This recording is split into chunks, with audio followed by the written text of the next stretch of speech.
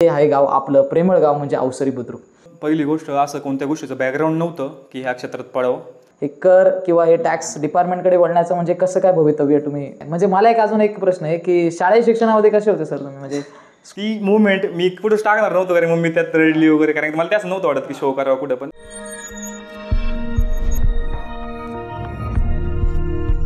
नमस्कार, कसे आहात सगळे? मजेत ना? सगळ्यांचं पुन्हा एकदा स्वागत आहे आपल्या क्लासवरती। सो आज आपण अनुभवाची गुरुकिल्ली 5 अशी जी श्रेणी आपण चालू केली होती ती आज आपण 5वा भाग आपण सगळ्यांसाठी घेऊन आलो आहे। या 5व्या भागामध्ये आपण एक विशिष्ट म्हणजे खरं म्हणायला गेलं तर माझा भाऊ, एक मित्र, सल्लागार म्हणून काम करणारा एक व्यक्ती आज थोड्याशा उंच पदावर जाण्याची त्यांनी जी धाडस दाखवलं होतं ते आज संपूर्णपणे त्याचं पूर्ण झालं। आज आपण त्याच गावामध्ये आलो आहोत, त्या गावात जन्म आपला झाला होता आणि ते गाव येतं आपल्या महाराष्ट्र राज्यामध्ये, जिल्हा पुणे, तालुका आंबेगाव। हे आहे गाव आपलं प्रेमळ गाव म्हणजे अवसरी बुद्रुक। या अवसरी बुद्रुक पासून ज्याने सुरुवात केली एक विद्यार्थी म्हणून, आज तो एका पोझिशनला जाऊन पोहोचला आणि जी पदवी आज घेतली त्यांनी, आज संपूर्ण कष्टाच्या आणि या बोलतात ना न यशस्वी होणाऱ्या मार्गाच्या संपादीतून जो यशस्वी झाला आज तो आहे आपण आहोत अनिकेत शिंदे सरांच्या घरी। सो अनिकेत शिंदे ही एक अशी व्यक्ती होती, थोडं 2 मिनिटं त्यांच्याबद्दल, की ही एक अशी व्यक्ती होती की जी अवसरी बुद्रुकमध्ये शालेय शिक्षण घेऊन थोडंसं गाव सोडून राहणारी व्यक्ती होती आणि ज्यांनी कधी संकल्पना केली नव्हती की आपण या अशा परीक्षेमध्ये कधी कधी यशस्वी होऊ की ज्या परीक्षेमागे आज संपूर्ण महाराष्ट्र लागलेले। MPSC म्हटलं का विद्यार्थी सगळ्यांच्या मनामध्ये एक येतं की न यश मिळणारी गोष्ट, ओके, याला संपूर्ण कष्ट लागतात, 5-6 वर्ष 7-8 वर्ष लागतात।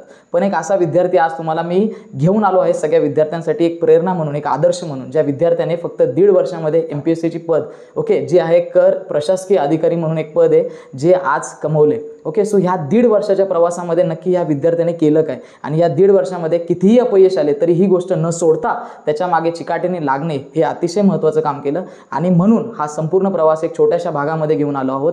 आपण आलो आहोत अनिकेत शिंदे यांच्या घरी। हे राहणारे आहेत अवसरी बुद्रुक, तालुका आंबेगाव, जिल्हा पुणे यामध्येच।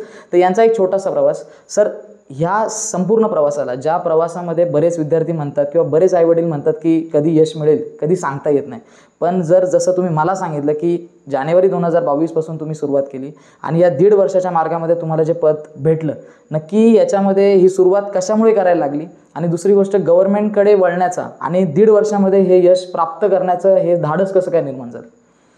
एकंदरीत पहिली गोष्ट असं कोणत्या गोष्टीचं बॅकग्राऊंड नव्हतं की ह्या क्षेत्रात पडावं, बट आईवडिलांची लहानपणापासून एक इच्छा होती की आम्ही शेती करतोय, तू काहीतरी एक मोठा अधिकारी घडावा, म्हणून त्या गोष्टीच्या मागं लागून शेवटी किती नाही म्हणतात एक जिद्द आणि चिकाटी ह्या 2 गोष्टी कुणी पण ठेवल्या तरी तो माणूस कोणत्याही उंचीवर जाऊ शकतो आणि काहीही करू शकतो।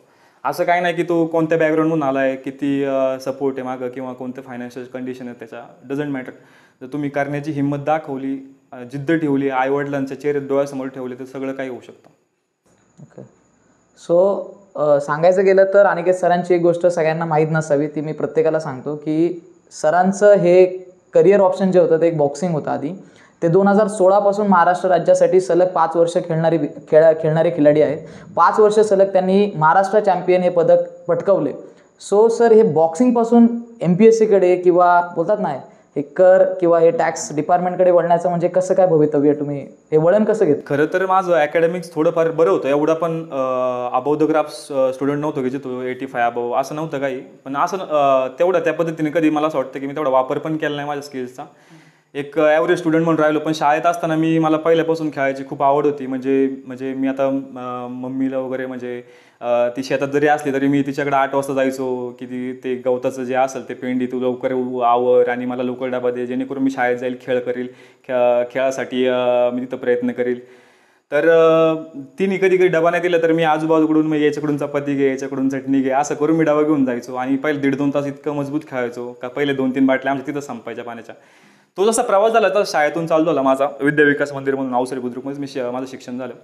त्यानंतर तिथून पुढं मी बॉक्सिंग क्षेत्राकडं जास्त कल माझा पडला कारण की थोडे स्किल्स होते माझ्याकडे पहिल्यापासून। कॉम्बॅट गेममध्ये मी होतो, मी कुस्त्या वगैरे करायचो, त्याच्यामुळं मग ती गोष्ट एक अंगीवर निघाली की आपल्याला काहीतरी असा गेम चॉईस करायचा जिथं इंडिव्हिज्युअली खेळलं पाहिजे की जिथं इंडिव्हिज्युअली आपण चांगल्या लेवलला खेळू शकतो, वर्ष लेवलला खेळू शकतो। 11वीला असताना मी NSB boys military school, Netaji Subhashchandra Bose boys military स्कूलला मी फुलगाव इथे माझं ॲडमिशन झालं. त्यानंतर मी तिथून पुढे त्या गेमला जास्त पार्श्वभूमी भेटली, कारण इथे ह्या त्या गोष्टीकडं एवढं कल नव्हता बॉक्सिंग वगैरे या क्षेत्राकडं. तर तिथे गेल्यानंतर मग अवघ्या 1.5 वर्षात मी जवळजवळ मला स्कूल गेम स्टेटला मला म्हणजे डिस्ट्रिक्ट, डिव्हिजन आणि स्टेटला मला गोल्ड पडलं. त्यानंतर मग मी नॅशनल खेळलो. त्यामुळे तिथून पुढे जसा माझा तो प्रवास चालू झाला बॉक्सिंगचा, तो काही काळासाठी 2021-20 पर्यंत कोविडपर्यंत चांगला चालला होता. 2 वर्षात परत डाऊनला आलो. त्यानंतर परत उचलायचा प्रयत्न केला, बट काही काही इंजुरी झाल्यानंतर मग त्या गोष्टीकडे कल वाढला नाही. आणि अकॅडमिक्स थोडेफार बरे असल्यामुळं पहिल्यापासून घरच्यांचा हा कल होता की तू हे केलं पाहिजे. त्यात मला थोडं बॅकग्राऊंड पण भेटलं मग ग्रॅज्युएशनचं वगैरे ह्या सगळ्या गोष्टीचं. तर मग तिथून पुढं मग मी विचार केला की 1.5 वर्ष करायचं काय आपल्याला, की म्हणजे आपण काय करू शकतो याच्यातून, आपल्याला करिअर ऑप्शन काय आहे. तिथून पुढे जर आपल्याला ऑफिसरच व्हायचं तर कोणत्या पद्धतीने होऊ शकतो. मग मी अभ्यास करायला चालू केला. आणि माझं म्हणजे प्रारब्ध चांगलं असेल की मला सिनियर्स चांगले भेटले, माझे मित्र, माझा फ्रेंड सर्कल चांगले भेटले, जेणेकरून त्यांनी मला एक काय म्हणतात घोड्याची कशी हे असते साईट असतात, इकडे बघायचं आणि तिकडे सरळ दिशेने चालायचं, त्या पद्धतीने त्यांनी मला डायरेक्शन दिलं. आणि त्या पद्धतीने मी माझं आउटपुट दिलं. म्हणजे भले मी इथं नव्हतो कधी बसत अभ्यासाला, बट तिथे जाऊन मी लायब्ररीत वगैरे चांगल्या प्रकारे प्रयत्न केला. आणि जे काय आहे ते सगळं आपल्यासमोर.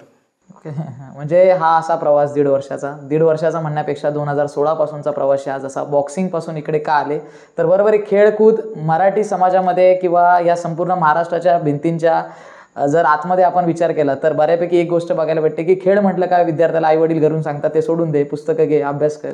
ओके, पण ते पण कुठेतरी जाणवलं सरांना आणि सरांना की बाबा नाही, आता कुठेतरी MPSCकडे कल गेलाच पाहिजे आणि बऱ्यापैकी MPSC दिलीच पाहिजे. सर मला एक विचारायचं आहे, खरंच उत्साहाने विचारतो प्रश्न, असा कोणता दिवस होता की असं वाटलं हे सगळं सोडावं आणि ती पुस्तकं घ्यावी परत?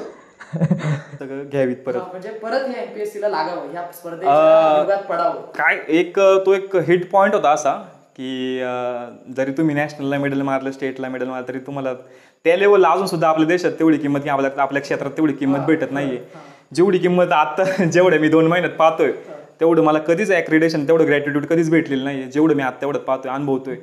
आणि दुसरी गोष्ट अशी की जो एक पॉईंट हिट केला की जेव्हा मी सिलेबस पाहिला की विचार केला की करायचं का नाही. कारण मी SP कॉलेजला होतो, त्या टिळक रोडच्या पिरियडमध्ये त्या एरियामध्ये सगळे MPSCचे स्टुडंट असल्यामुळे मला दिसत होतं की किती कॉम्पिटिशन आहे. इथं लाखोनी पोरं बसतात, लाखोनी फॉर्म येतात, त्यातले किती एकदम बोटावर मोजणारी पोरं सिलेक्ट होतात. मग त्याच्यामध्ये एक भीती होती की सक्सेस रेशो खूप कमी येतं. म्हणजे जर 3 लाख फॉर्म असतील, त्यात जर ओपन मेलला वगैरे अशा 40 जागा येत असतील, तर मग तो 0.00 मध्ये काहीतरी तो सक्सेस रेशो जातो. मग ती एक भीती होती मनात. पण कधीतरी असं वाटलं की आपण हिंमत करू शकतो. ते 1% पण जे असतील ते 0.23 काय असतील ते लोक, ते पण ऑक्सिजनच घेतात. आपल्यात पण तीच गोष्ट आहे. मग त्या ठिकाणी मग तसा प्रवास म्हणजे त्या पॉईंटला मी असं विचार केला की आपण करू शकतो. आणि दुसरी गोष्ट असं की जेव्हा मी अभ्यास करायला चालू केला तेव्हा मला असं वाटलं की अरे आपण कधी 10वीपर्यंत आपला वापरच केलेला नाहीये, जे काय आहे ते आता थ्रो करू शकतो. आणि दुसरी गोष्ट कसं आहे, इंडियन पॉलिटी झालं, इकॉनॉमिक्स झालं, जिओग्राफी झालं, हे सगळे सब्जेक्ट होते, सायन्स वगैरे, हे मी असं कधी अभ्यास किंवा एक पेपरच्या पॅटर्नने कधी पाहिलेच नाही आहेत आजपर्यंत. हे मी आज उद्या किंवा मला भविष्यात जाऊन याचा खूप उपयोग होईल. करंट अफेअर झालं, मला याचा भविष्यात उपयोग होईल. म्हणजे भले मी इथं नाही चालणार, कुठं पण दुसरीकडे झालं, पण मग त्या अँगलने पाहिलं. बँकेत गेलो तर मला CRR कळायला पाहिजे, काय सीन आहे हा, की बाबा रेशो कसा कमी होतो, परत आपली इकॉनॉमिक्स कसं फिरतंय. मग ह्या सगळा स्ट्रक्चर पाहायचा विचार केला. हिस्ट्री चांगलं होतं, हिस्ट्रीमध्ये अजून आवड स्वतःला इन्व्हॉल्व करायला गेलो.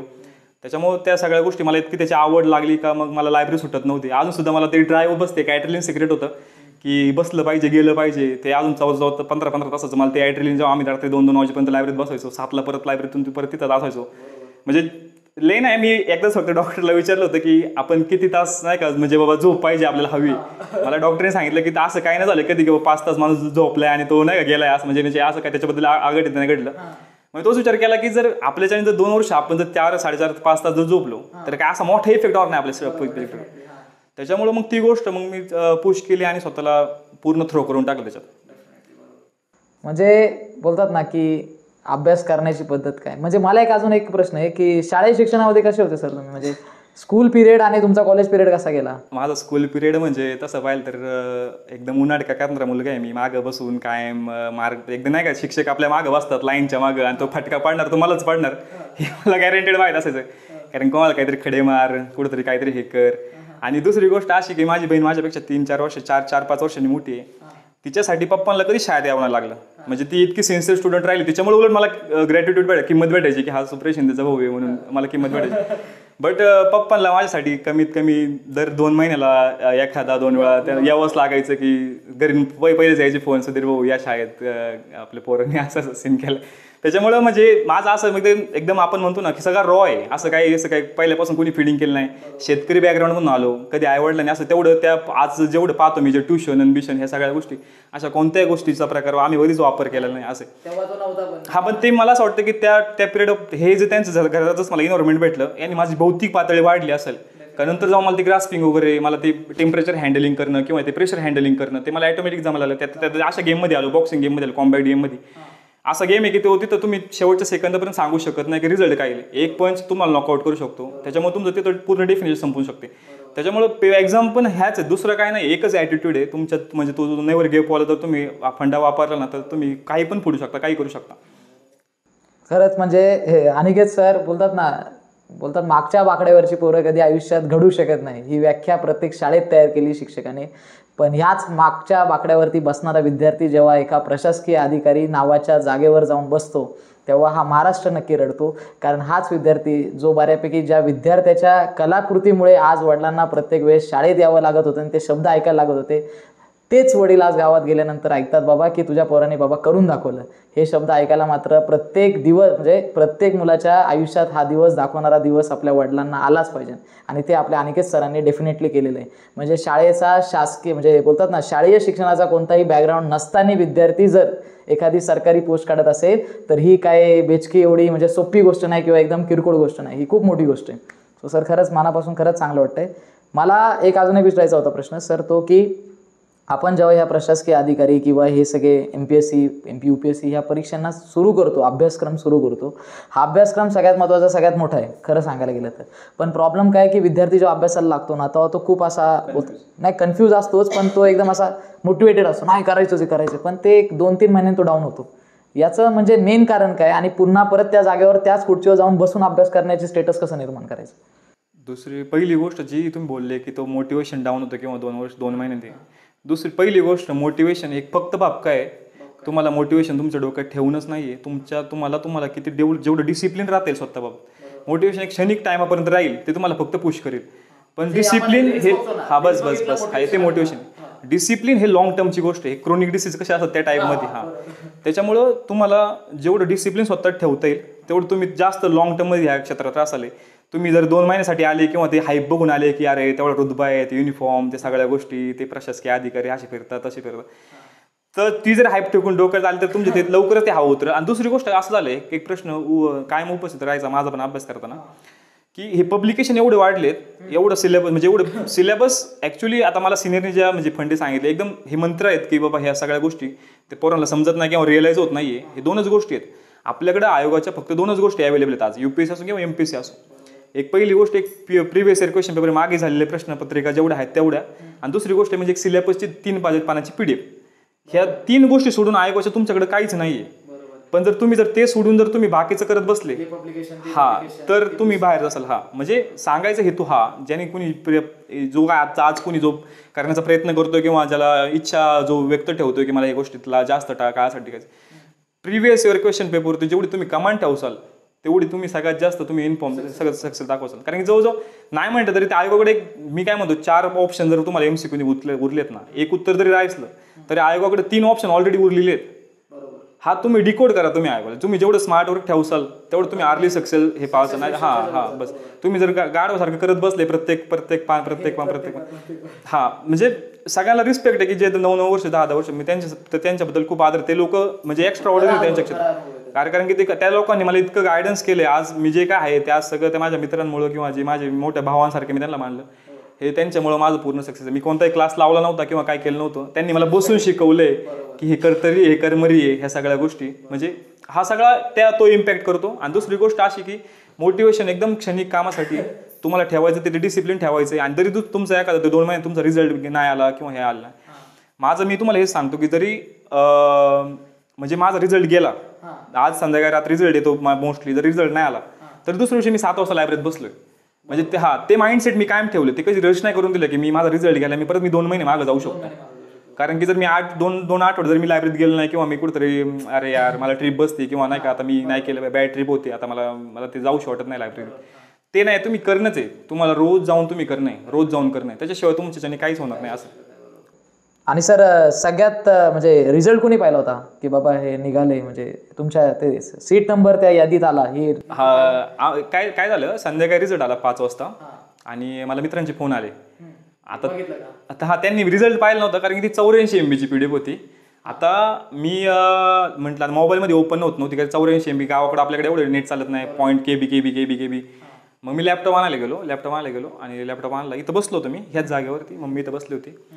तर तिला म्हटलं बस नाही का, कारण की म्हटलं मला अपेक्षित होतं ह्या रिझल्टकडून नाही का, जरी माझं गेलं तरी काय हरकत नव्हतं, की नाही आलं तर काय त्यात का वाद नाही. पण तिला मी बसून ठेवलं आणि ते एक एक MB असं 84 MB डाउनलोड व्हायला मला खूप नाही, आज जेवढं ते MB वाढत तसं हार्ट रेट वाढायला लागलं होतं. आणि मग काय जे आहे ते म्हणजे त्या रिझल्ट दिसला आणि मम्मी बरोबर होती, पप्पा समोर होते, बस त्यांच्या समोर रिझल्ट पाहायला भेटला मला. माझ्या आयुष्यातली सगळ्यात बेस्ट मुवमेंट आहे. आणि ॲक्च्युली तो सीन झाला की माझा मावस भाऊ इथे होता आणि तो थोडा आहे रील ॲडिक्टेड किंवा स्नॅप ॲडिक्टेड वगैरे आहे, म्हणजे ॲडिक्शन इन द सेन्स की आता त्या जेन्झी टाईप्स आहे तो, त्याला ती गोष्ट आवडती. आणि त्याला मी काय असं मी पुण्यात असताना वगैरे आमचं कम्युनिकेशन व्हायचं, भाई आपण को नाही का ती एक सिच्युएशन पाहिजे की जिथे आईवडिलांबरोबर आपण रिझल्ट पाहतो, ती मुवमेंट, ती इमोशनल मुवमेंट्स. त्या नेमकी त्या टायमाला ते कॅमेरा ऑन ठेवला आणि ती मुवमेंट माझ्याकडून निघाली. ती मुवमेंट मी कुठंच टाकणार नव्हतं, कारण मग मी त्यात रडली वगैरे, कारण मला त्याच नव्हतं वाटत की शो करावं कुठं पण मग असं विचार केला की ह्या मोबाईलमधून कधी जाऊ शकते, पण सोशल मीडियावरून कधी जाऊ शकत नाही. त्याच्यामुळे मी ती अपलोड केली आणि ती खूप, आणि ती जवळ 7-8 लाख लोकांनी पाहिली, म्हणजे ना. आणि सगळाच सीन झाला त्या बाबतीत. आणि तिथून पुढे म्हणजे ती आयुष्याची एक मेमरी झाली माझ्यासाठी. माझे 14-15 तास पूर्ण सफल आहेत त्या 1.5 मिनिटासाठी असं. 1.5 वर्ष बस. अतिशय चांगली गोष्ट. आणि सर आता आणखी सर, शाळेत असे शिक्षक की ज्यांनी फार ओरडले आणि आज तेच शिक्षक आज प्रशासकीय अधिकारी हे पद ब्रॅकेटमध्ये पाहिल्यानंतर आज ते कसे वागतात? पहिली गोष्ट, आता नंदकुमार लंगडे सर म्हणजे जे पहिल्यापासून आमच्या शिंदेमध्येच राहिले होते, आणि कसं त्यांनी मला पूर्ण लहानपणापासून पाहिलेले, म्हणजे पूर्ण लहानपणापासून म्हणजे एकदम बारीक असल्यापासून पाहिलं की 1 वर्षापासून असल्याचं पाहतात ते मला. त्यांनी मला पाहिले मी कोणाच्या वळ्या जाळल्यात, कोणाची कुत्री पाळल्यात, काय केलंय, कोणाच्या कुत्र्याला खायला घालतो, कोणाला दगड मारला, हे सगळं त्यांना माहित होतं. त्याच्यामुळं त्यांनी जसं मला पाहिलं, त्यानंतर त्यांनी आत्ता पाहिलं ना, त्यांना त्या अभिमान दिसतो त्यांच्या डोळ्यात मला कधी पण, त्यांच्याबद्दल मला खूप अभिमान आहे. बट म्हणजे ते दिसले का ते हसतात ना, त्यातूनच समजतं की त्यांना म्हणजे नव्हतं अपेक्षित कधी मला की एवढं लांब जाईल आपण का असं. खूप चांगलं. सो खरंच बोलतात ना, जो प्रवास एका मागच्या बाकड्यावरून सुरुवात केला आयुष्याचा, आणि जो खूप जणांचे टोमणे, खूप जणांचा तिरस्कार, खूप जणांच्या ओरड्या खाण्यात गेला, तोच प्रवास एक शेवटी प्रशासकीय अधिकारी ब्रॅकेटमध्ये लागून आला. सो ह्या संपूर्ण प्रवासामध्ये अनिकेत सर खरंच अभिनंदन आमच्या संपूर्ण आपल्या क्लास परिवाराकडून, कारण एक गावात एक मागच्या बाकड्यावरचा विद्यार्थी खरंच मोठा होऊ शकतो याचं उत्तम उदाहरण दिलं.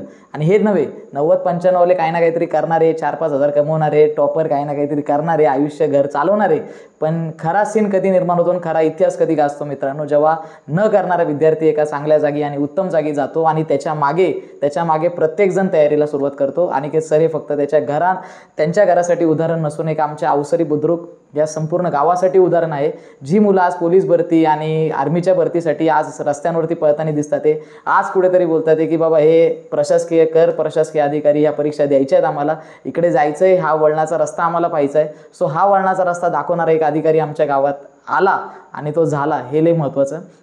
सो सर खरंच मनापासून धन्यवाद. आणि शेवटचा प्रश्न सर तुम्हाला आपल्या मुलाखतीचा, ओके, तर हा प्रश्न असा आहे की ह्या संपूर्ण श्रेय म्हणजे बोलतात ना की आपण जो प्रवास करतो, आपण जे कष्ट करतो, आपण राबत असतो, पण आपल्या मागे एक कोणतरी असतं की जे आपल्यासाठी सदैव प्रार्थना करत असतं, बाबा होऊ दे. त्याच्यातलं काही कळू नाही, म्हणजे त्यांना कळत नसते काय पेपर आणि काय परीक्षा, पण तो एक सदैव माणूस, ती एक सदैव माणसं जी आपल्या मागे उभी असतात की नेहमी आपल्यासाठी प्रार्थना किंवा देवाकडे मागणं घालत असतात, बाबा होऊ दे आणि काहीतरी पुढं होऊ दे.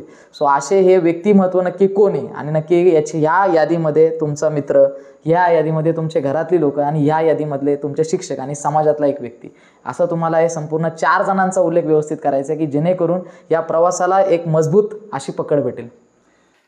प्रथमतः की आईवडिलांचे म्हणजे ते कधीच नाही, ते त्यांना कधीच आपण थँक्यू म्हणू शकत नाही किंवा या सगळ्या गोष्टीसाठी म्हणू शकत नाही. आईवडिलांनी खूप म्हणजे खूप गरिबीतून तसं त्यांना म्हणजे त्यांचं पप्पांचं तरी बॅकग्राऊंड वेगळं होतं, बट मम्मीनी पण त्या पद्धतीने, पप्पांनी पण त्या दोघांनी एकमेकांच्या कष्टाने त्यांनी खूप मोठं म्हणजे त्यांचं खूप मोठं व्यवस्थित उभं केलं. एकेकाळी म्हणजे चहा बटर वगैरे सांगायची, मला कधी सांगायची इच्छा नव्हती ह्या गोष्टी, बट की त्या गोष्टी पण खाऊन कधी कधी आपण तो समतोल बॅलन्स केला आपल्या मुलांसाठी. त्यांनी त्यांचं पूर्ण आयुष्य ते पणाला लावले. ॲक्च्युली माझी मम्मी अकाउंट टॉपर होती तिच्या कॉलेजमधली, आणि तरी एवढं असून सुद्धा तिला तेवढं तिच्यात कॅलिबर असून सुद्धा ती शिकू शकली नाही किंवा ती त्या गोष्टीत करू शकली नाही. आज सुद्धा तिला माझे सगळे कट ऑफ माहीत होते. ती पूर्ण इन्व्हॉल्व होती माझ्या पूर्ण जर्नीमध्ये, की कट ऑफ माहीत होते, कोणती नवीन ॲड आली हे तिला माहीत होतं, तिला रिझल्ट आले हे माहीत होतं. म्हणजे आई वडील हे माझ्यासाठी खूप एकदम जवळचे मित्र. जेव्हा आपण आई वडिलांना मित्र बनवतो तेव्हा आपण सगळ्या गोष्टी कम्फर्टेबल होतो त्यांच्याशी बोलण्यात, आणि त्यांनी ते कायम करत तसं वातावरण ठेवलं की असं कोणतं बर्डन नाही केलं. तुला जे वाटतं ना बरोबर तर बरोबर. आणि वडिलांचं असं होतं की मी काही पण करायला तयार आहे, तुला जायचं बाहेर जायचं, तुला अमेरिकेत जायचं, मास्टर करायचं, काय करायचं तू बिंदास कर, तू म्हणजे घाबरू नको. मी भक्कम आहे. आज सुद्धा त्यांचं हेच मत आहे की मी भक्कम आहे, तुला जे वाटेल ते तू कर. हा उल्लेख होता. आणि दुसरी गोष्ट असं की मी माझं आतापर्यंत 25 वर्षापर्यंत मी एक गोष्ट त्यांच्यात कायम बघितली. त्या लोकांनी रोज सकाळी 5 वाजता उठून ऊन वारा थंडी पाऊस न विचार करता एवढं 10 गायांचं दूध काढणं, 100 लिटर हाताने दूध काढणं. आता मशीन आली 2-4 वर्षात, पण त्याच्या आधी रोज 100 लिटर दूध काढणं. मी कधी 10 लिटरची गाय पिळायला गेलो रग लागते हाताला. एवढं सगळं चॅम्पियन म्हणतो आपण, इथं रग लागते. म्हणजे त्यांच्या आयुष्यात ते चॅम्पियन आहेत त्या सगळ्या गोष्टी. आणि दुसरी गोष्ट, त्यांनी खूप चांगलं आयुष्य दिलं मला. म्हणजे त्या लेवलपेक्षा पण खूप चांगलं. त्यांचे कधीच आभार मानू शकत नाही, हे सगळ्यात कधीच आभार मानू शकत नाही. फक्त तेवढंच आहे की त्यांनी माझे जे संस्कार दिले ते संस्कार मी कायम आयुष्यभर पुढे अवलंबण्याचा प्रयत्न करेन. कसं झालं की म्हणजे दोघांचा नावाचा उल्लेख करतो. आज कसं ते ट्रेंड चालला की आई-वडिलांच्या नावाचा ट्रेंडवर तर मुलाला नाव तसं भेटतं. बट ॲक्च्युली माझ्या मम्मीचं नाव नम्रता आणि पप्पांचं नाव सुधीर होतं. मम्मीकडून मी ती एक नम्रता, तो हंबलनेस मी कायम डोळ्यात ठेवला, आणि पप्पाकडून धैर्यता ठेवली. त्याच्यामुळं ह्या सगळ्या गोष्टी माझ्या आयुष्यात इतक्या इम्पॅक्ट करत गेल्या. आणि दुसरी गोष्ट, जर मी कधीच 5-6 आज सुद्धा मी 6 यांच्या सगळ्यांच्या आधी उठतोय, 5:30च्या पुढे मी कधी झोपलो नाही. कारण की मला माहिती आहे माझा बाप उठलाय, माझा बाप 5 वाजता उठून दूध काढतोय. माझी लायकी आहे का झोपून राहायची तर पुण्यासारख्या ठिकाणी? आज जर पुण्यात राहायचं म्हटलं कमीत कमी 10-12 हजार रुपये महिन्याला लागतात. हे सेल्फ रिअलायझेशन आहे. हे जोपर्यंत स्वतःला जाणवणार नाही ना तोपर्यंत होणार नाही. ते आज बऱ्यापैकी त्या गोष्टीत फसवणूक होते बऱ्याच ठिकाणी. पण मला सगळ्यांना तेच सांगायचं की आईवडिलांचे कष्ट तुम्ही डोळ्यासमोर ठेवले ना तर तुम्ही काहीही करू शकता, काही करू शकता. बस. आणि जर मित्राचं म्हणत असाल तर मित्र माझे खूप आहेत.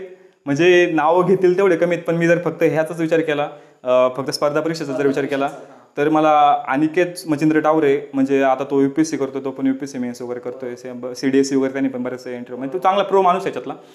तर त्याच्यामुळं मी खूप याच्यात राहतो. नवोदय पासआउट होता, त्याच्यामुळं त्यांना नवोदयमध्ये ऑलरेडी ते सगळं बॅकग्राऊंड असतं की तुम्ही कोणत्या पण एक्झाम्स द्या, पुढे जाऊन हे करा ते करा.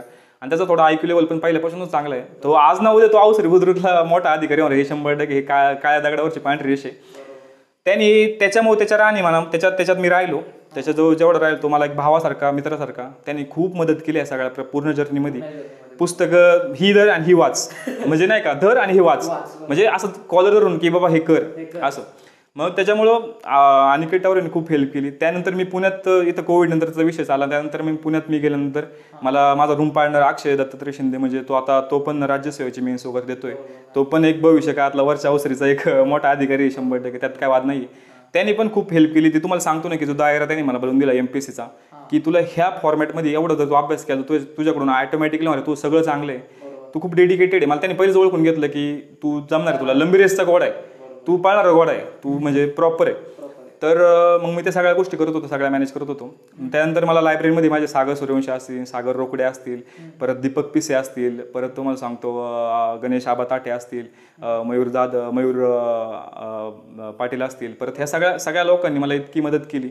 म्हणजे यांच्यामुळे जास्त बेनिफिट भेटला. कारण मला यांनी भावासारखं ट्रीट केलं. यांनी मला कधी कॉम्पिटिशन म्हणून नाही पाहिलं की हा आपला भाऊ आहे किंवा आपला छोटा भाऊ आहे म्हणून याच्याकडे त्यांनी त्या दृष्टिकोनातून माझ्याकडे पाहिलं. आज ते पण चांगल्या ठिकाणी चांगल्या दर्जावर ते माझ्याबरोबर पासआउट झाले. त्याच्यामुळे खूप आम्ही हॅपीली सगळे बाहेर निघालो. आणि जे राहिले ते पण भविष्यात 100% होणार याची मला पूर्ण खात्री.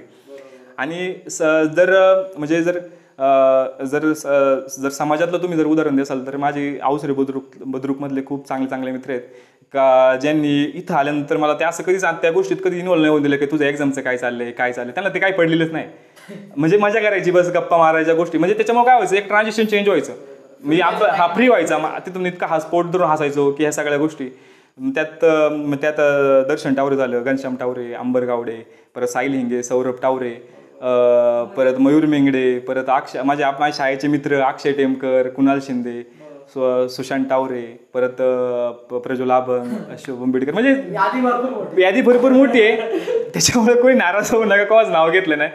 सगळ्यांचं खूप मी ते पुन्हा एकदा शेवटची एक गोष्ट सांगतो की एक अधिकारी घडतो, मी तो एकटा घडत नाहीये. त्याच्या मागं खूप मोठी बॅकिंग असते, खूप मोठी लोक असतात, खूप मोठं बॅकिंग त्या क्षेत्रात असतं.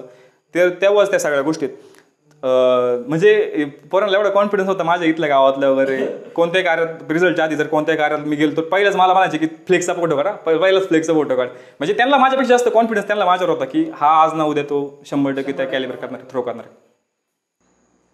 खूप चांगला प्रवास सरांनी सांगितला. या संपूर्ण वाटचालीमध्ये सरांचं खरंच मनापासून अभिनंदन. आणि जे सरांनी एक खूप चांगलं वाक्य सांगितलं आणि सरांनी ते वाक्य मात्र विद्यार्थ्यांनो खरंच विसरू नका की आपले वडील जर 5:30 वाजता उठत असतील आणि आपण त्यांच्या नंतर उठत असू तर मग अशी पिढी जन्माला येणं खरंच मूर्खपणा आहे. सो आजपासून एक ध्येय नक्की ठेवा की आपला वडील किती वाजता उठतोय, आपली आई किती वाजता उठते, त्याच्या आधी उठण्याचा नक्की प्रयास करा. कारण स्वप्न जर मोठी पाहत असेल आणि गरुडासारखी झेप घ्यायची असेल तर सुरुवात घरापासून आणि त्या अंथरुणापासूनच करावी लागते. जोपर्यंत गोदरी अंगावरची उठत नाही तोपर्यंत नाव आकाशाला कधी भिडत नाही. सो अनिकेत सर, खरंच मनापासून तुमचं खरंच धन्यवाद आपल्या क्लासवरती आल्याबद्दल. आणि सगळ्यात महत्त्वाचं म्हणजे की अनिकेत सर हे शेवटी सांगेल की एका म्हणजे माझ्याच मळ्यामध्ये बाजूला राहणारा विद्यार्थी हा माझ्या मोठ्या भावासारखा माणूस आहे. आणि दुसरी गोष्ट की बाबा ह्या माणसाला मी आजही रोजी खरं बोलतो की मी कधी पुस्तकांमध्ये पाहिलं नाही, पण आजही खरं अख्ख्या गावसुद्धा कधी हा व्हिडिओ बघेल ना, गावाला सुद्धा पण एक गोष्ट सांगायची की ज्यांच्याकडून आपण काही अपेक्षा ठेवत नाही ते खूप एक दिवस मोठे होऊन जातात. ज्या माणसाला आपण कधी शून्यात पाहत असतो तो कधी एक लावून व्हॅल्यू वाढून किंमत वाढून जातो ते कधी कळत नाही. सो सगळ्यात महत्त्वाचं म्हणजे की प्रत्येक विद्यार्थी मित्रांनी सरकारी पद जर घ्यायचं असेल तर सुरुवात लवकर करा आणि अनिकेत सरांसारखी झेप घ्यायला तयार व्हा. कारण गरुडासारखी झेप घ्यायची असेल तर कावळ्यांसारखं राहून चालत नाही मित्रांनो. कधीतरी उंच उडावं लागतं आणि उंच उडण्यासाठी कधीतरी घर सोडावं लागतं. अनिकेत सरांनी सुद्धा एक दिवस होता घर सोडलं होतं आणि पुण्यात राहून तयारी करत होते. 5 वाजता लायब्ररीत, 2 वाजेपर्यंत लायब्ररीत होते. हा संपूर्ण प्रवास करावा लागतो मित्रांनो. तोपर्यंत हे सगळं यश आपल्या पदराशी कधी पडत नाही. सो अनिकेत सर, खरंच मनापासून धन्यवाद. सो नमस्कार सगळ्यांना परत एकदा. अनिकेत सरांचा संपूर्ण प्रवास हा शून्यापासून प्रशासकीय अधिकाऱ्यापर्यंतचा तर पाहिला, त्यांच्या तोंडून ऐकला. पण जो माणूस मैदानामध्ये पडत असतो आणि जो मैदानामध्ये यश मिळवतो त्याच्यामागे 2 सदैव मूर्त्या काम करत असतात आणि प्रार्थना करत असतात नेहमी. ती असते एक आई आणि दुसरा न संपणारा माणूस, एक खंबीर साथ म्हणून आयुष्यभर जगणारा माणूस म्हणजे वडील. आज त्यांच्या वडिलांना आणि आईला आपण भेटायला त्यांच्याच घरी आलो आहोत. सो हे आहेत अनिकेत सरांचे वडील म्हणजे सुधीर शिंदे सर. आणि दुसरे आहे सगळ्यात महत्त्वाचं म्हणजे एक बोलतात ना प्रेमाची ओढ आणि नम्रपणा शिकवणारी अनिकेत सरांना त्यांची आई नम्रता शिंदे. सो मॅडम तुमचं पण पुन्हा एकदा आणि सर तुमचंही पुन्हा एकदा स्वागत चॅनलवरती.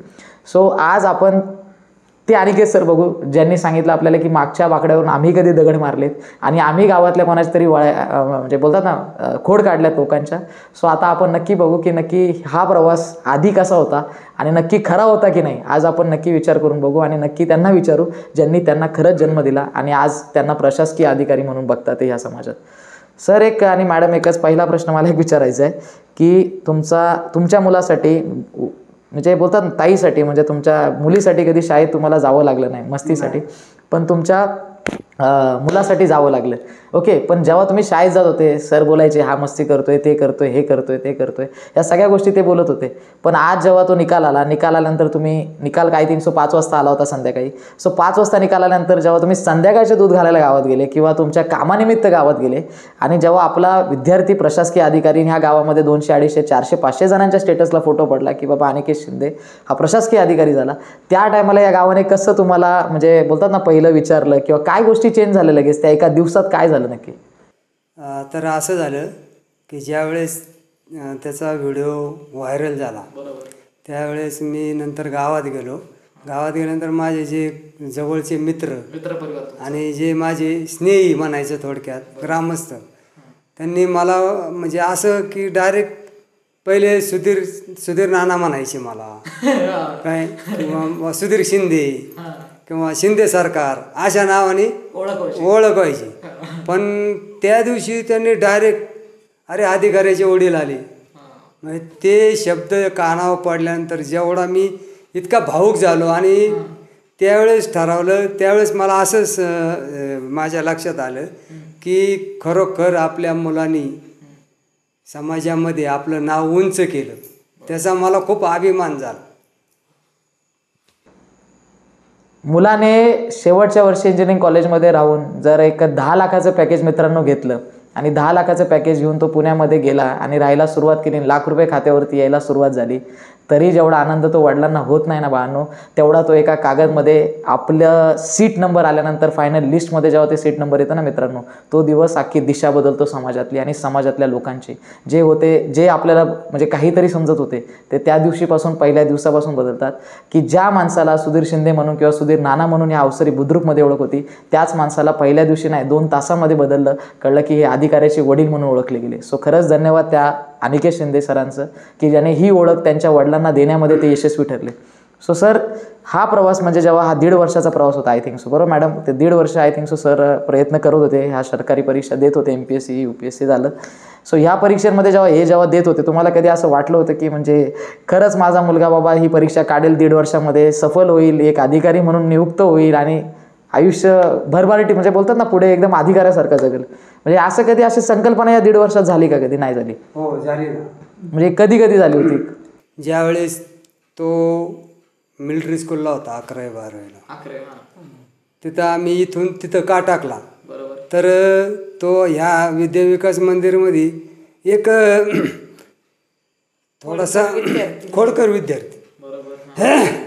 मग त्यामुळे मी काय विचार केला की याला जर आपण इथं 11वी-12वी केलं तर हा भरकटन, त्याला इथं न 11वी-12वी करता याला एकदम शिस्तीच्या शाळेमध्ये म्हणजे मिलिटरी स्कूल. मग आम्ही ते शोधलं, ते फुलगावला मिळालं आम्हाला. आम्ही स्वतः जाऊन पाहिलं. आमचे वडील, त्यांचा विरोध होता, कारण त्यांना त्यांच्या नातावरती जास्त आणि जीव होता. आणि त्याला जे शरीराने घडवले ते माझ्या वडिलांनी घडवलेले, म्हणजे त्याच्या आजोबांनी तालमीत न्यायचं, त्याच्याकडून व्यायाम करून घ्यायचा.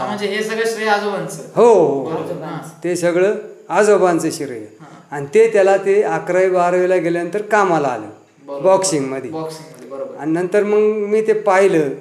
मला तिकडं सुद्धा खूप फोन यायचे एक शाळेतून, अहो तुम्ही तुमच्या मुलाने असं असं केलं. मी हातातलं काम टाकून तिथं जायचं, मोटरसायकलवरती फुलगावला जायचा. मग तिथं भेटायचं शिक्षकांना. शिक्षक मला सांगायचे त्याच्याबद्दल, पण मी याची बाजू कधीच धरली नाही. शिक्षकांच्या बाजूने उभा राहिलो आणि याला मी तिथं बोलायचा शिक्षकांसमोर की नाही, शिक्षक बरोबर आहे, चुकलाय तू. म्हणजे हे जे माझं पहिल्यापासूनचं जे हे आहे ते मी कायम ठेवलं. आणि त्याच्यानंतर तो 12वी पास आउट झाल्यानंतर तो त्याला पुण्यात टाकलं. त्याला त्यावेळेस विचारलं मी, 12वी पास आउट झाला त्यावेळेस, त्याला म्हणले तू इंजिनिअरिंगला जा. काय कसं इंजिनिअरिंगला गेल्यानंतर वडिलांच्या डोक्यात कसं असतं किंवा IT इंजिनियर वगैरे झाला तर लगेच 2-4 जॉब तो व्यवस्थित, म्हणजे तो त्याचं करिअर करेल. आणि नंतर मग त्याने नाही म्हणला, पप्पा मला प्लेन ग्रॅज्युएशन करायचे आणि मला MPSC वगैरे आणि खेळायचे पण आणि MPSC करायची. म्हणलं ठीक आहे, तो हा निर्णय जो घेतलाय तू घेतलाय, त्याला आता तू घेतलाय का नाही, त्याला ताकद द्यायची काम आम्ही करणार, कष्ट करायचं तू. मग त्याच्यातून पळवाट काढून पळून नाही यायचं, मागं फिरायचं नाही, जीवाचं रान कर आणि मला तो दिवस दाखव. आणि तो दिवस त्यांनी मला दाखवला आणि मी ठेवलेला त्याच्यावरचा माझा विश्वास त्याने तो सार्थ केला. हा अभिमान आहे मला. आणि असं सगळ्या मुलांनी याचा आदर्श घेऊन त्याच्या आईवडिलांचं पण कुठंतरी स्वप्न पूर्ण करावं त्यांच्या. मी त्यांना हे माझ्या या YouTube चॅनलमधून मी माध्यमातून त्यांना हा संदेश देतो. म्हणजे बोलतात ना की एवढ्या फुलगावला घर सोडून मुलगा राहिला आणि मुलाला ठेवलं तर का तर त्याला शिस्त लागावी आणि पुढचं आयुष्य त्याने व्यवस्थित काढावं. सो आज त्यांचा तेव्हा घेतलेला निर्णय कदाचित आय थिंक सो आता आपण किती जुना वर्ष 2016चा निर्णय हा आज कुठेतरी आपल्याला सफल झाल्यासारखा दिसतो. 2016ला घेतलेला निर्णय सरांचा म्हणजे सुधीर सरांचा अनिकेत सरांबद्दल हा निर्णय योग्य होता. सो प्रत्येक मुलाने एक बोलतात ना आईवडिलांचं ऐकणं गरजेचं असतं, त्यावेळेस ऐकलं तेव्हा ते सफल झालं. सो सर अजून एक प्रश्न जो की पण सर मॅडम या प्रवासामध्ये संपूर्ण प्रवास जो केला जन्मापासूनचा आत्तापर्यंत संपूर्ण प्रवास केला, असा कोणता दिवस होता की ज्या दिवशी बाबा याचं बोलतात ते म्हणजे बोलतात ना लई मस्ती झाली, डोक्याला ताप केला, ओके, म्हणजे अशी ही घटना घरात घडली होती का नव्हती घडली? म्हणजे बाबा आज त्या दिवशी वाटलं होतं की बाबा हे पोरगं बाबा लई डोक्याला ताप आहे, म्हणजे असं कधी वाटलं की नाही वाटलं? नाही, मला वाटत होतं की तो आज ना उद्या अधिकारी होईल, पण ती वेळ कधी येते हे माहीत नव्हतं. तो टायमिंग माहीत नव्हता, दिवस माहीत नव्हता. कारण याच्या आधीचे पण त्याचे 2-3 रिझल्ट असे थोडे थोडे पॉईंटवर, मग त्याच्यामुळे आम्हाला असं वाटलं की याच्यात काहीतरी आहे. आज ना उद्या तो होणारच. हे म्हणजे परफेक्ट माहीत होतं. ओके. आणि संपूर्ण प्रवासामध्ये शाळेत भरपूर वेळा जाऊन आले, असे कोणते शिक्षक आहे बाबा आजही रोजी बाबा तो दिवस आठवायला बाबा नाही मागता येत बाबा, खूपच काय ओरडले शिक्षक? खूप त्याच्यासाठी कधीच शाळेत गेले म्हणजे सरच गेले कधीच नाही. मग सर असा कोणता दिवस आहे बाबा जो जाणवतो आजही रोजी की आठवतो बाबा त्याच जिल्हा परिषदेमधला म्हणा, तुमच्या आर्मी स्कूलमधला म्हणा, की म्हणजे आले आणि सरांनी ओरडायला सुरुवात केली काय तेन काय, आणि आज तो दिवस म्हणजे बाबा आठवतोय की बाबा तो दिवस होता एक आणि आज हा दिवस आहे, म्हणजे ह्या 2 दिवसांमधला फरक काय? नाही तसं पाहायला गेलं तर तसं काय त्याच्याकडून शालेय जीवनामध्ये असं काही घडलं नव्हतं की पण त्यांनी जे आता यश आणले खेचून आणले किंवा मिळवले त्याचा आम्हाला सार्थ अभिमान आहे. चांगली गोष्ट. आणि मग जेव्हा ते निकाल पहिल्यांदा ऐकला तुम्ही 5 वाजता, ते काय 84 MB फाईल डाउनलोड केली, आई बाजूला होते, म्हणजे आता आई बाजूला होते, आई ही संपूर्ण व्हिडिओमध्ये व्हायरल झाली. लांबून बघणारा किरदार असतो, पडद्याच्या मागे काम करणारा माणूस असतो, सदैव कुटुंबाच्या पाठी न फ्रेममध्ये दिसणारा माणूस वडील असतो. लांबून कशी मजा होती? नाही खूप तो क्षण आहे ना, माझ्या पण डोळ्यात पाणी आलं. यांचे हे तर रडतच होते, पण खूप म्हणजे इतकं का मला काही सुचत नव्हतं. शॉक बसल्यासारखं झालं एकदम. आपल्या पोरांनी काय करून दाखवलं. मी परत गॉगल लावला, परत पाहिला रिझल्ट, म्हणजे त्यांनी पण दाखवलं परत, म्हणजे असं की आपण म्हणजे रिझल्ट नक्की म्हणजे पाहतोय का स्वप्नात असलं. आणि तो रिझल्ट आले सगळ्यात फोन आधी कोणाचा आला होता? म्हणजे ताईचा, कोणाचा, कुटुंबियांचा, गावाचा, मित्रांचा, म्हणजे असा फोन कोणाचा आला नाही का तुम्हाला? त्याच्या मित्रांचाच आलता. आणि आता जेव्हा तुम्ही तुमच्या महिलांच्या मंडळींमध्ये जातात, म्हणजे जसे आता सर जातात त्यांच्या गावात लोकांमध्ये, स्नेही लोकांमध्ये जातात त्यांच्यामध्ये, तुम्ही जेव्हा जाता आता त्याच महिलांमध्ये, तर आज म्हणजे हे दिवस आज कसे बघायला भेटतात? पहिल्यांदा त्याचा म्हणजे रिझल्ट लागल्यानंतर मी माझ्या बहिणीला फोन केला. बहिणीला फोन केल्यानंतर लगेच म्हणजे त्याच्या काकांना पण कळालं.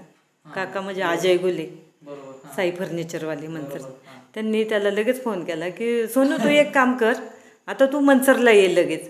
आणि तिथंच त्याचा पहिल्या काकांनी सत्कार समारंभ मला वाटतं 1 तासातच झालं असेल, 1 तासाच्या आत. आणि त्यांना पण खूप म्हणजे असं सगळ्यांना भरून आल्यासारखं झालं. मामा, मावशी, नंतर दुसऱ्या दिवशी मामांकडे वगैरे गेलो.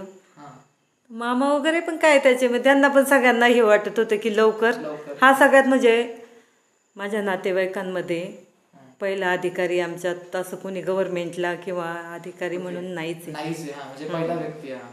आणि दुसरी गोष्ट अशी की मी पण 93 साली माझी 12वी झालेली आहे. पण मला पुढे शिकायला मिळालं नाही. मला याचं काय मी असायचं, तर हा म्हणायचा की चल तू आता माझ्या बरोबर ग्रॅज्युएशन कंप्लीट कर.